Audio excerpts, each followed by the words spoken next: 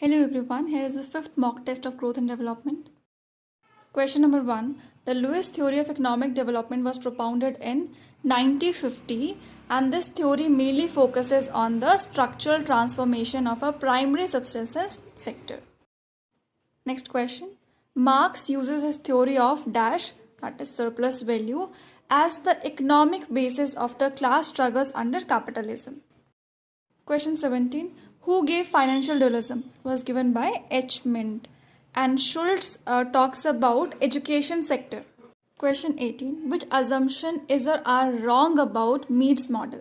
Second one is wrong because it says there is diminishing returns to scale, whereas in Mead's model he talks about constant returns to scale. And the other two are correct. Those are there is a laissez-faire closed economy where there is perfect competition. Last one, machines are the only form of capital in the economy. So Mead in his model talks about two goods. Those are consumption goods and capital goods.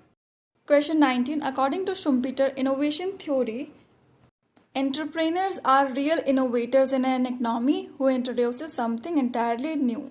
So here entrepreneurs and new was the answer. Question number 20. According to Fee and Rani theory, which of the following assumptions are true?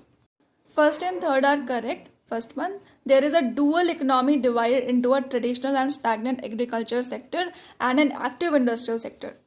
And there is no accumulation of capital in agriculture except in the form of land reclamation. Question number 21. The hypothesis that rapid growth of per capita income will be associated with a reduction in poverty is called trickle-down hypothesis. Question number 23. Matching. Learning by investment given by Romer. Two-gap model. Chenry Strout. Steady growth rate model by Mead. Critical minimum effort by Livingston. Question number 24. The theory of critical minimum effort propounded in 1957 and this theory is based on Malthusian theory of population. Question number 25. The Mead's model of economic growth, also known as steady growth rate model, and this model was given in 1961. Mead's model was given in 1961 and it is also called steady growth rate model. Question number 26. Backwash spread effects was given by Gurnal Mridal and it talks about strong backwardness effect and dash spread effects, poor spread effects. Backwash effect talks about strong backwardness effect and poor spread effects. Question number 27.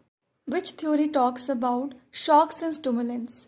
Critical minimum effort theory talks about shocks and stimulants and critical minimum effort theory was given by Livingston. Livingston calls population growth as shocks and investment as stimulants. Question number 28. Karl Marx accepted dash labor theory of value, Ricardo's labor theory of value surplus that leads to dash. It leads to capital accumulation. Karl Marx accepted Ricardo's labor theory of value surplus that leads to capital accumulation. Question number 29. In which year theory of low level equilibrium trap was given? It was given in 1956 by Nelson. Question number 30. Solow model is also known as exogenous growth model. Under this model, the technical progress and population growth rate are treated to be exogenous in nature. Solow growth model is a exogenous growth model. Question number 31. Calder's model relates technical progress with capital accumulation. This model was given in 1957. He followed Harrod's model. Last question. Romer's model is also known as learning by investment and it came in 1986. Thank you.